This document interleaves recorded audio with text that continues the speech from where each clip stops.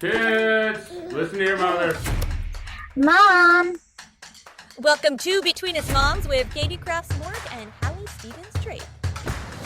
Today's guest is someone who truly embodies resilience, adventure, and redefining what's possible. Emily Harrington is a world-renowned climber, five-time U.S. national champion, and one of the few athletes and first woman to successfully free climb Yosemite's iconic El Capitan Golden Gate route in a single day.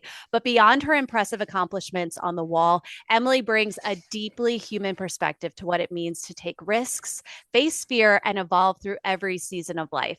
She welcomed her son in 2022, and as a new mom, she's navigating the balance between ambition and motherhood, showing us that identity doesn't have to be one or the other. It can expand.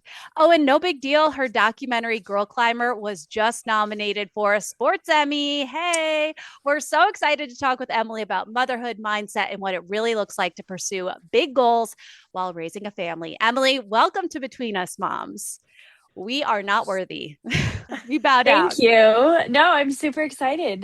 This is awesome. Yeah, that was a great intro. Well, it's easy, girl. You make Deserved. it easy. Yes, it is easy to hype you up because you have a resume like no other. It's crazy. Which I feel like brings us to our first question. We're just going to kind of like dive into this. I feel like we look at you and we are inspired. Like Hallie said, you are a bona fide badass. I'm curious, how has becoming a mom reshaped the way, though, that you see yourself, not just as an athlete, but like as a woman, as a person? Yeah, that's an interesting question. I think I was a bit naive going into motherhood, as I'm sure a lot of us were. I had this idea that it wasn't going to change me and that I Mm. was going to just keep doing the same things that I always did, and I was going to continue to be driven to pursue these wild goals, and I was going to keep traveling, and I was just really determined. I was really afraid, for one thing, that that wasn't going to be the case, and so I was really determined to, I guess, push up against that, because I saw it as a bit of a failure. And then Mm. when I had my son, um, exactly what I was afraid of sort of happened. It was like immediately my priorities just shifted. And it was almost like a light bulb went on, and I was like, oh, this is supposed to happen. And actually, it's okay. And it was okay that I was afraid of it happening. But now that it's happened, it actually feels a bit liberating. For my whole life, I was so focused on being a professional athlete, and it's quite a selfish pursuit, actually. Having Mm. your goals and pursuing these big projects, and in a way, that's really all that matters. And now I have, I'm a mom, and not to say that climbing like takes a total back seat. It's still super important to me, but it just feels quite a bit more balanced, and it's pretty refreshing, honestly. I'm quite surprised at how content I feel with that sort of shift. I really love climbing still. I have a lot of goals in climbing still. I love pushing myself. I love trying hard and working hard, but I also love the challenge of being a mom and trying to make that side work as well, and trying to be the best mom that I can be. So I would say that it's made me definitely a more well-rounded person. It's definitely given me a lot of perspective, and yeah, it just kind of shifted my outlook on life and on my goals. And I think that it's been a really positive thing for me, as much as it's also been really hard. Yeah. Oh, I love that answer. It's so relatable. Yeah. It's Yeah, so I think a like lot of what people we've are all afraid felt. to say Yeah. that. Yeah. No, no, no, but it's so, I think you really hit the nail on the head with that. I think Mhm. that's a universal thing that we talk about a lot here is, yeah, light bulb goes off and you're like, oh wait, this clicks more than maybe this clicked initially. I don't know. You say to yourself, I'm not going to be the woman who changes when I have kids, but it's something to celebrate. The way it changes you is so Totally. beautiful and so like earth shattering. It's like, why wouldn't we want it to change us and expand us, you know? Yeah, totally. And I don't think you can really explain it to someone who hasn't been through it. Right. You just kind of get it once you've been through it. Yeah. And I also think I just wasn't naturally a person who strived towards motherhood all my life. It was just something that I almost saw it as like, it's a human experience that I need to have. And I don't really know what it's going to be like, but that's sort of how I go into a lot of things in life. We don't really know or understand what it's going to be like until we do it. And so that was actually my approach towards, pregnancy and having a kid. It was sort of like this, it's a lifelong expedition that I'm embarking on, and I really don't know what to expect. But I wouldn't say that growing up and, all through my 20s, I was like, oh, I have to be a mom. So that's why it was particularly intimidating, I think, because I was like, I don't really know if I'm going to like this. And that's why I think I pushed back to like, I'm not going to change. I'm going to be the same person. Like, I'm just doing this because I kind of feel like I should, and then it totally changed me, and I'm super happy with it. Oh, I love that. Oh. I got to say, I loved your documentary. I was just like completely in awe. You're in this boys club and you're like really holding it down. And I love that you're so honest about, at the time when you filmed it, you were not a mom yet. And you said, the clock is ticking, but I got to do this thing before I have a family. And it's kind of an extreme case of that, but I think every woman can relate to that. There's things we want to do before we become a mom. And if you wait long enough, you really do start to feel that clock ticking. Having, achieved your goals and done the thing before you had your son, what advice could you give to moms who are listening, or women who are listening who are like, oh, I got to do this thing before I have kids? Do you feel like you can still do it after, or are you glad you checked that box? Yeah. I mean, I think it's a really nice, I don't want to say fantasy, but it's a really nice idea to say like that you can have big goals and accomplish big things after having children. And that's true. You still can, but it is different. It is different. And I don't necessarily think that I could have put the amount of time and energy or desire required towards that project after having a child. Mostly the last part. I've mostly found that I just don't want to put that much energy into things because I want to put my energy into being a mom and into being with my son. And I still, as I said, I still have goals. I still love climbing. I still am pursuing a lot of things, but I've organized it so that it fits with my family structure. And some goals don't fit in that way, or not as easily. And so it can be much harder to do things after parenthood, I think. And I think that's just me being real and honest with my own experience. I think there is this ideal that moms can do everything and they can do it all and they should do it all. And I think that that's kind of an exhausting narrative to put on people. When you become a mom, it's a huge lift, and it changes you, and it changes. And I think it changes what you want in life. And I think that is one of the important things to remember. It might just be that you don't want to dive headfirst and be in this all-consuming goal where you don't have time or energy for anything or anyone else. That just might not be what you want to do anymore. So my advice would be, try to do the thing if it is that all-encompassing. And realize that you're going to change with motherhood, but you're not going to completely lose who you are, or, your passions aren't going to completely go away. It's just going to look different. Yeah, right. That's so true. Well, it is. I think so many people are impressed by what you've done in your life. And I want to kind of go back in time for a second. What do you feel like your parents did with you and raising you to instill this level of tenacity and bravery and competition? Yeah, that's so interesting, because I think about that now with my son and the person that he's becoming, and sort of how to instill that that drive, work ethic and drive.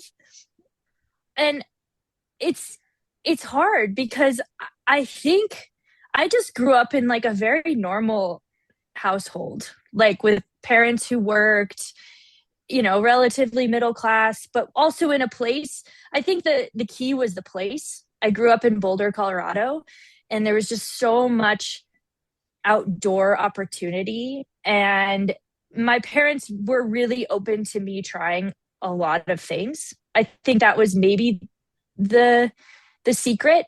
They kind of allowed me to do everything. I played soccer, I did ballet, I did tap dance, I did gymnastics, I did ski racing. And then when I discovered climbing, that was when I think it was in my brain. I was like, oh, this is what I want to do. Nothing else matters anymore. And my dad was like, okay, cool.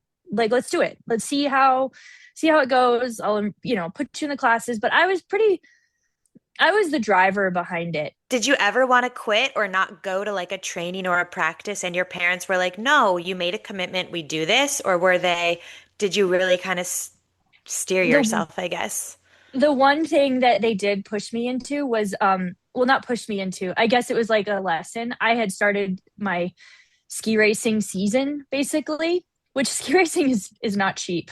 No, and, it's an expensive hobby. It's expensive. Yeah. And I had started it, but I had also started climbing, and I was like, I don't want to do ski racing anymore. And my dad was like, nope, you got to finish. We can't be doing this. He was like, you need to finish out the season. You got to do both. Like, if you want to climb, you can climb, but you have to ski race for the rest of the season, and then you can stop. So that was really the only thing. And then I think the thing that was special about climbing was my dad started climbing with me. And it's pretty rare with a child in like a sport or a hobby that you can kind of do it with your parents, alongside your parents. And it was really cool for me and my dad because he started climb, he could belay me, and he was like kind of learning himself at the same time. And he was really excited about climbing and really passionate about it. So that was just like a fun, father-daughter activity that we got to do together. And I think it made it more of like a family affair in a lot of ways. I think that is so fascinating and also I'm sure inspiring for other parents listening to hear, to like try and get in there with your child, right? Yeah, Like, totally. that's so cool. I think in the outdoor space, it's quite common. You have a lot of parents who, are biking with their kids, skiing with their kids, climbing with their kids. I think a lot of those outdoor sports sort of, they're pretty conducive to that, which is really awesome. Were they also strict on, I read this thing that Christian McCaffrey said, like his dad was always so strict about a 7:30 bedtime every night. Were your parents like that with you? Yeah, I do have memories of, it was more my mom. Yeah, bedtime was important. Homework was important. That was like what came first in a lot of ways. But I honestly think my parents had a pretty easy time. I was so driven to like be good at climbing. And I was so self-motivated that I think that more than anything, they had to kind of rein me in from being too hard on myself, from kind of like being overly tough when I didn't do well, when I didn't get the best grade, when I didn't, win the ski race or the climbing competition. I was so devastated. And so that was something that I think they really had to try to help me manage. And I think that that's also really hard to do. My son has a little bit of that. He is very frustrated when he can't do things. Yeah. And it is hard because I'm like, I want you to like want to do this. I really want you to like care. But at the same time, that's a part of learning, is that sort of failure, and you need to learn how to fail. And I think that was something that I really struggled with growing up. Yeah. You and Adrian are both in the same industry. Do you see, like, is your son kind of taking to the family business, do you think? Or is there any sign? I mean, three and a half. Yeah. I mean, he's three, almost 3.5. It's really hard with kids that age, right? Like, it's like 1 week it's Spider-Man, the next week it's monster trucks.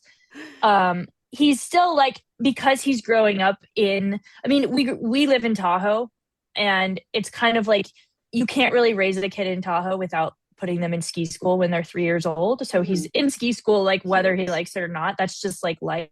It's like, you just have to learn how to ski. Yeah. And we told him, we're like, this is school. Like, you're going to school.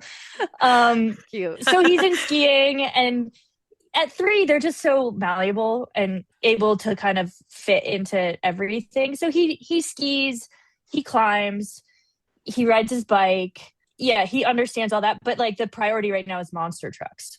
Love so it. I have no idea. Love that. Yeah. Yeah. It's TBD. I love that you guys are experiencing the monster trucks of it all, because Hallie and I both have 2 daughters.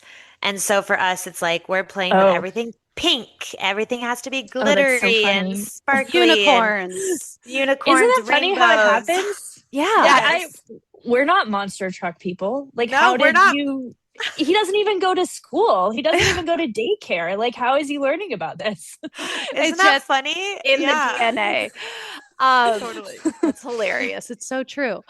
Okay, I got to ask you. I'm watching your documentary, and if I'm being fully candid, like, my butthole was clenched so tight because it's just so scary. Like, the heights of it all. My husband and I were watching it, and we were just like holding our breath, and like, innately, there's so much fear. Maybe not for you, but certainly for the people around you, like anyone watching it. And you've kind of built this career around calculated risk. Since becoming a mother, how has your relationship with fear changed? And also, you've trained your mind to like deal with these life and death situations. How has that helped you stay calm in the chaos of parenting, or has it not? Wow, that's a good one. Two-parter.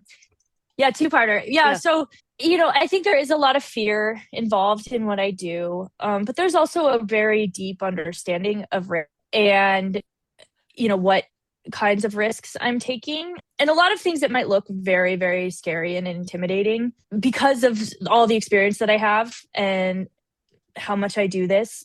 I don't really see it that way. I don't really see it as having that much risk because I fall back on my experience and my skill level and my preparation. And so when I take all of those things into account, sure, the fear still exists, but I have so much practice with acknowledging that fear and sort of working through it and managing it and understanding it that I can make really rational decisions around it in terms of what I want to do and what I don't want to do. But that said, after becoming a mom, that's one of the things that changed the most for both my husband and I. We just don't fall on the same level. Like, we don't fall on the same spectrum as we used to in terms of like where our risk tolerance lies. It's just much less. We just don't see the value in taking the same level of risk that we did before. And that's not to say we've eliminated risk altogether from our lives, because I don't believe that that's like a realistic thing. And it's not something that I want to do anyway, but it is different. It is different. There is a bit more fear. It's been tough to kind of wade through it and manage it. And it's a total process and it's constantly changing. But I have spent my entire life kind of confronting fear and managing fear and dealing with fear, which I think a lot of people shy away from. And I think that's why it's so hard to deal with when it comes in. And so with parenthood, I think it's helped me a lot because it's helped me kind of like understand what's a valid emotion, what's a valid fear, what's a valid worry, what's a valid concern, and what's not really worth that emotional energy. So I would say we're quite chill.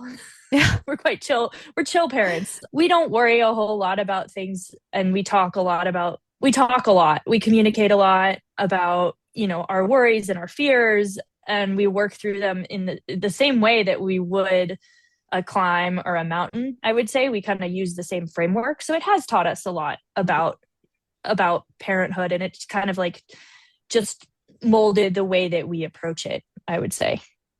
Yeah. What a beautiful practice. That's such a like perk of what you do is this practice in facing fear. Because let me tell you, I really like the safety of my 4 walls. And when I'm watching that, I'm like, what a big life you've lived just by facing fear. I think that's true. And then I think also travel, like we've traveled so much to so many different parts of the world, and just kind of seeing how other cultures do parenthood is pretty eye-opening, honestly. Like we took our son to Nepal when he was 1 year old. Wow. And we took him in a helicopter and flew to the Khumbu Valley and hiked up the valley for 2 weeks and went to this small village called Fort Say. We brought him to like 14,500 feet. Oh my God. You know, we were sleeping in like tea houses with no heat in the winter, in winter. And yeah, it was just like a really cool experience. And of course we had worries, but a lot of other parents were like, oh my God, weren't you worried about this and this and this and this and this? And I was like, no, there are babies up there. Like, yeah. like, Right. I saw like, something it's mostly fine. Yeah. Is it sweet? Where is it? There's somewhere in the world where it's very cold and snowy. And in the culture, they like wrap their babies up warm and leave them in their stroller outside. And that's just I think I've seen that in like Scandinavia. Something I'm like, and here we are just like watching the temperature on the Nanit camera. Like, exactly. Oh no, it's 68 degrees. They're freezing, you know? So I silly. actually read that babies, because their metabolism is so fast, that actually it's harder for them to get super cold. Like their body just like adjusts to temperature better. I don't know if that's true or not, but it makes sense to me. Our son was so warm in Nepal. He wore like a down suit and slept in a little, like his own little tent. But every time I checked on him, he was so unbelievably warm. Yeah. It's like a little furnace. Oh. What a cool childhood this babe is having. I'm sort of jealous. Yeah. I feel like you've been very open about wanting to check off boxes and your dreams. And we even talked about this earlier today, kind of before having a child. And there's this quote I want to talk to you about. At some point, you have to be happy with what you've done. It was Lynn Hill. Lynn Hill said that. Yes. Documentary. Yeah. Yep. I know that was like a little foreshadowing. Yeah. Yep. Can you kind of speak to that and how it kind of related to you, or put having a child on your heart when it was time, and just if you still kind of like resonate with that quote? Yeah, I mean, I think the true essence of that quote is like, there's always going to be a part of you that doesn't feel like it's enough, that feels like you want to do more, that there's the next thing. And that's just very common. And I think in sport in general, but particularly in climbing, it's like the whole point is the process of trying to do something hard. And then when you do the hard thing, it's a very small part of the puzzle, and you kind of are just looking on to the next thing. What can I do that's harder? What can I do that is more of a challenge? And so it's really easy to continue on that road of just wanting to do the next thing.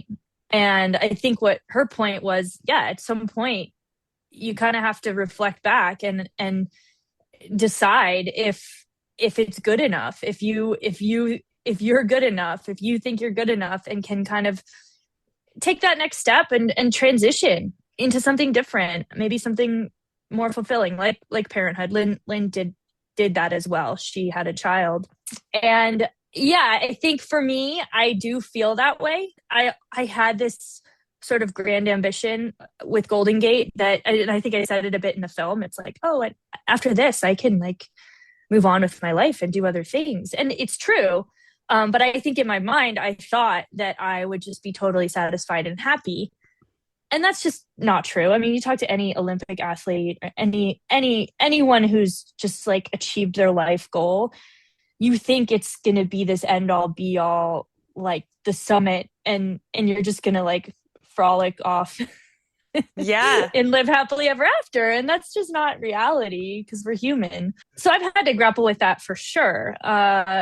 But that said, I did make that decision. And I think through a lot of self-reflection, I am happy with what I've done. And like having peers and other women who are going through it right alongside me, just kind of like owning your achievements and being really proud of yourself is something that is not always that easy to do. I can fall into the habit of like, is that enough? Was it even actually that hard? Like, is it that good? Like, kind of like that sort of imposter syndrome. Yeah, girl, I'm here to tell you, it was hella good.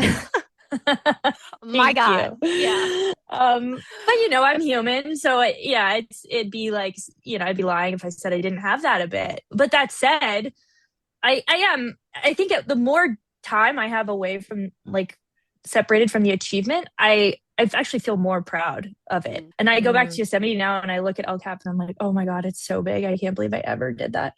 That's so crazy. And so I can be even more proud of it.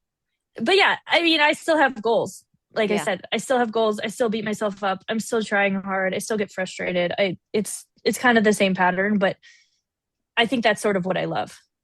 Yeah. Yeah. What are those goals that you still have? Like what's on the list? Well, I want to free climb El Cap again. Probably Okay. not, Different in a route? day. Different Yeah, route? different Okay. route. Probably Wow. not in a day. I think being realistic, just like I said, it just takes so much. It was so hard for me. I think it would take so much. But I think doing it over multiple days is actually pretty realistic and would be hard, like a worthy goal. I mean, I think what I look at when I look at goals is like the appropriate challenge level, like audacious, but also within reach, kind of with hard Yeah. work and with the family. I have a lot of goals that are kind of local. Like we spend a lot of time in Tahoe. We spend a lot of time down in Las Vegas, which there's a lot of climbing there that's year round. And there's a lot of projects that I can go to within a day. There's a lot of projects that I can bring my son to because the cliffs are a bit smaller and it's, it's a good hang for kids. And so I sort of look for those types of objectives. But I mean, I have like, it's like if you ask any climber, that I could write you like an entire notebook full of goals and ideas and projects that I'd want to do, or things I've tried and I didn't finish. It's just like the list is long. Yeah. Yeah. Ooh, Yeah. can't wait to see what you do. It's going to be Yeah. good. I know it. But I'm glad you still have those. Me It's too. so like I think that's a beautiful thing that you still have all these things that you do want to continue checking off and doing and going back Yeah. to. Like that's great. Yeah. We got to keep dreaming. Yeah, I mean, I don't really know what else. I always feel a bit lost when I don't have a goal. And Same. Me too. I think I think a lot of us are just wired that way. And it's been how I've lived my life. So for me, it's just like a very natural thing of like, okay, what am I going to do next? I'm going to come up with something and work towards it and see what happens. Yeah. Okay. I want to shift gears a little bit and talk about pregnancy. Mm. You effing climbed when you were pregnant. Like a lot. Like Yeah. until you were almost 30 2. 30 weeks? How far were you? No, I climbed all the way until like 2 days before. Girlfriend, I could not even get my ass out of bed. I am so impressed by that. I want to know, do you think that helped? What was your labor and delivery like? And do you think the climbing helped? Because people say if you stay fit and you stay active, your labor and delivery will be easier. What was that like for you? I mean, I think everybody's very different. So I should say that. I did have a relatively like easy, normal pregnancy. So that was really nice. I have friends who just suffered so hard in the first trimester and it was just, they were miserable. And I was okay. Yeah, exactly. I think I was lucky. I didn't have a whole lot of nausea and it was uncomfortable.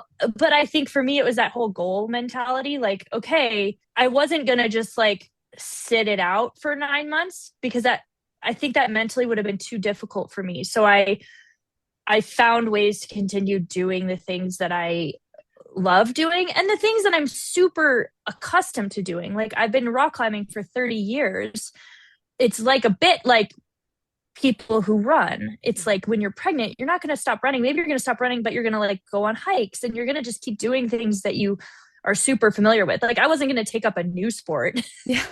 But I could climb at a very low, I could climb at a lower level because I'm just so used to doing it and my body is so used to doing it. It's a bit like, it is like hiking for me, going and doing some easy climbing just felt so nice. And my labor and delivery was, he was 10 days late.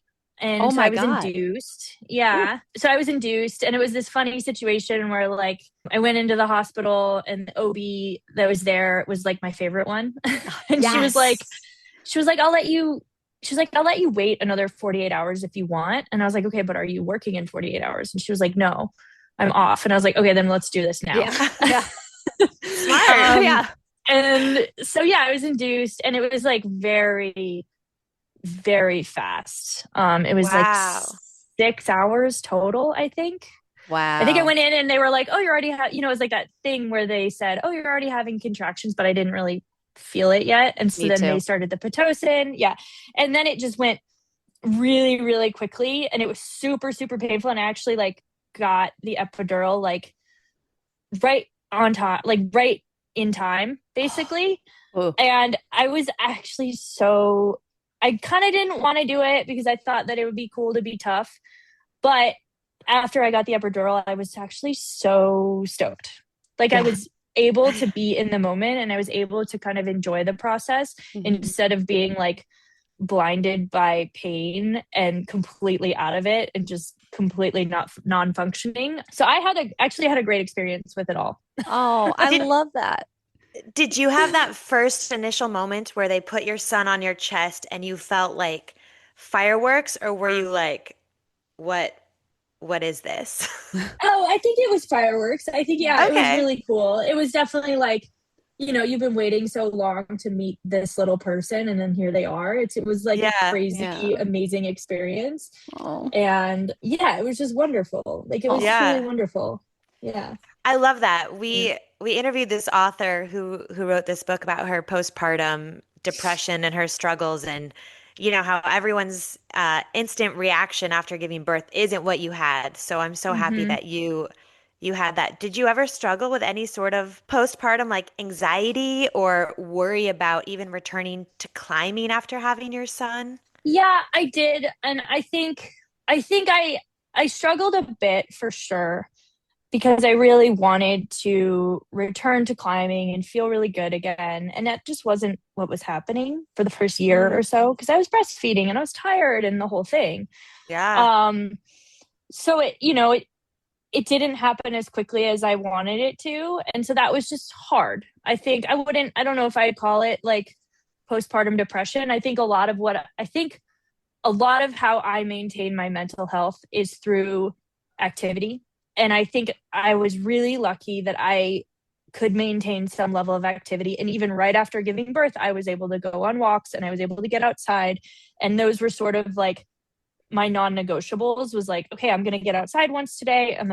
When Errol was born, he was born in like the winter of 2022, 2023 in Tahoe. Was like this insane winter for snow. It just snowed like so much. It was snowing multiple feet like every other day, and it was total chaos with the roads and with everything. But I just remember being like, okay, we just have to go outside no matter what. Yeah. Because if I don't, then I'm not going to feel good mentally. And so that was just like my one thing that I had to do. And I went outside every day for a little walk or something, and that just helped me so much. Oh, that's such a good hack. And we talk about this on the podcast. It's like, especially when you're postpartum, you have to set that one, like 20 minutes, even if it's just that like non-negotiable thing you do for you, because otherwise it's so easy to get lost in all of it. Totally. Emily, I wanted to ask you, I love all your honesty in the documentary. You talked about when you were younger, you had an eating disorder, and you were super candid about that. Becoming a mom, being pregnant, and what that does to your body, that's a difficult thing for any woman. I'm curious what your relationship is with your body now. You've birthed this baby, you've done incredible feats. How are you feeling in your body today? Yeah. When you struggle with the body image stuff as a young girl athlete, it's just so pervasive in our sport for men and women, because it's such a strength to weight ratio sport. It sort of never goes away. In a way, that sort of underlying feeling. And I think there's been times when I've sort of like revisited old habits because of that. And pregnancy was really hard. I think that was probably the hardest part, was that body image struggle and my body changing. And then, postpartum breastfeeding, I didn't just go back to how I was before right away. Like, it didn't happen. It was slow. And those sort of feelings from like the old me, like the teenage me, definitely crept in, and it was super hard to deal with. But that said, I have a lot more perspective and a lot more maturity than I did when I was 19 years old. So I was able to manage it and I was able to get through it, but it wasn't easy. And I think that's something that's important to kind of recognize, is that just because you've gotten over it and you feel healthy most days and you feel good about your body most days, it doesn't mean that you don't have those days where you don't feel that way. And especially when you go through something like pregnancy and postpartum, I think people a lot of times look at me and they see the film and they think that I just have it all figured out and I'm like super confident and I've done this thing and everything's amazing. And I think that it's important to just be honest about the fact that that's just not real. That's not being a human. And I hope people find comfort in that. Like that I have tough days, I struggle, I'm hard on myself. Those types of feelings still come back. It's a little bit like the fear thing. It's like I just learned how to manage it. Yeah. Yeah. You know what? Thank you for that, because so many people in the public eye try to make it appear as though everything is perfect. And we always say we do each other a disservice as women when we're not honest about the struggles. And the bravest thing we can do is share the struggles with each other because it makes us feel less alone. And women need to feel less alone, let me tell you. Yeah. So yeah, totally. It's wonderful. helpful for me to just be honest about it. Yeah. Like, I don't know. It helps me too to be like, yeah, it's not perfect. It's great. Like I'm stoked and I'm happy in general, but I have my hard moments and, I need, we all need to support one another. For sure. Totally. On the note that we were just talking about, how will you talk to your son about body image and risk and fear? Oh, I know that's such a hard one. It's something that I'm constantly thinking about and, kind of starting because he asks all kinds of questions and he's so curious and he's such a little sponge and he absorbs everything.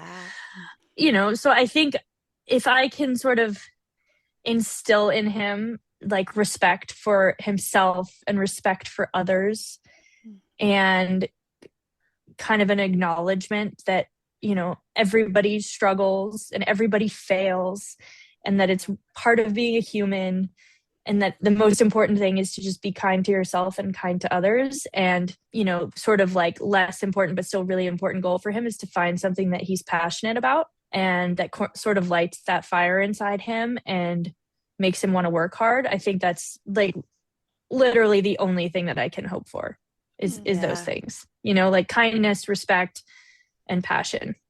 Those are kind of like my 3 pillars. Love that. I feel like you're doing a great job. And when I was watching the documentary, I was thinking about your son, thinking he has this incredible video diary of you working your ass off to make a dream happen. And it's not like you went back and did it 6 weeks, 6 days later. Like you went back you kept going and you didn't give up even after that giant fall. And what a beautiful thing that he has this to look at. I'm curious when he's old enough to like really understand what you do, how do you hope he describes you?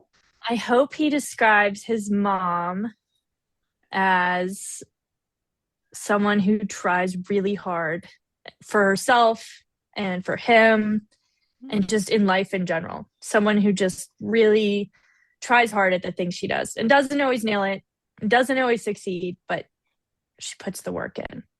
Yeah. I think it's safe to say he'll say that. I do have one more one question kind of on this note. In the documentary, you said you wanted 1 baby.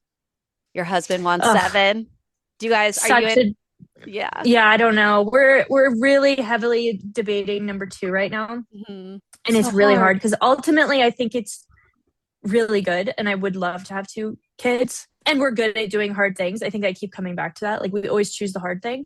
And I think that's the hard thing. I think in the long run, it's better. I think it's cool and awesome. I'm an only child. So I think selfishly, it's an experience I'd love to have because I didn't have it growing up and I always wanted to understand it. And my husband's actually a bit more like, well, 1 is like pretty, like it's pretty chill. Like we're really good at like traveling and now he's 3. So he can like watch his iPad and traveling's not a total nightmare. And, but I'm also like, but he's starting school this year and we're so excited to be home. So we're leaning towards 2 actually at this point. I love that. But we'll see. I'm really not looking forward to like, as much as my pregnancy was like fine, I'm not like, oh, I want to do it again. No, I'm not that excited. I don't think anyone is like dying for the Like I did it once and I had the yeah. experience. Now I don't necessarily need to do that again, but I- I will.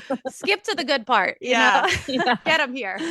I always say that the women who say they love pregnancy, I just like don't believe you. I just don't believe that. I know my friend is pregnant right now, and I would not have expected her to say that. And she's like, "I'm just loving this," and I was like, "What is wrong with you?" Wait, what? How many weeks pregnant though? Because that also That She's plays matters. part like of 20. It's like 22 at this point. it. Okay. Like she's That kind is- of like That's the sweet she's spot. like, I hope it just continues like this. I'm like, okay, whatever. Sending her our best Listen. wishes. I Oh, know. yeah. Truly, all my best. Yeah. What is one thing that you wish more moms felt permission to do? I think I wish that more moms felt permission to kind of like be in this messy space of wanting it all, but knowing that you can't have it all and trying to have it all, but sort of failing at it and accepting that that's the right place to be in. Because there's a lot of narrative of like rest and chill and like just, lean into being, resting. And I think that that can be a really hard headspace if you're not like accustomed to doing that. And I also think it's really hard to want to do everything and want to be everything and have it all. And I think it's really okay to exist in the space between. I think it's okay to want to do everything and want to have it all and do it all. I think it's okay to want to be like, I want to keep doing things as a mom and in pregnancy, but it's actually really hard. And I have these days where I feel like I'm failing. I want that to be more normal. And I think it kind of is a little bit, but I guess I just want women to feel like less alone in that, because I think the majority of what it is being in that space. Oh, I love that. It's like try to have it all, but show yourself grace in the mess. That's such There's this thing where people are always like, I don't know, I got a lot of advice to rest and to chill and to do nothing. And I think for me, I was like, but I don't want to do that. Yeah. And that's not me. And I don't know what to do when I do that. And that's really hard. And so I was like constantly pushing back against that. And I think it's kind of like, it's okay to do that, but it's also okay to like not want to do that. Yes. Yes. Yeah. Whatever Totally. your heart's telling you. Oh, you took us I to needed church. that. I know. Yeah. Seriously. Emily, you are wonderful. And we are so grateful for your time. We always say here that motherhood is a sisterhood, and we feel like you're our sister here. So thank you so much for joining us and just being the badass that we can all look up to. Yeah. Thank you so much. What a This treat. was a great conversation. Thanks for hanging out with us on Between Us Moms. Don't forget to follow us for more mom content and good conversations on all the socials. We're also on Substack and have a newsletter filled with tips, tea, meal ideas, and mom stuff you won't want to miss. And we've got a secret Facebook group to connect and talk even more. Go find us.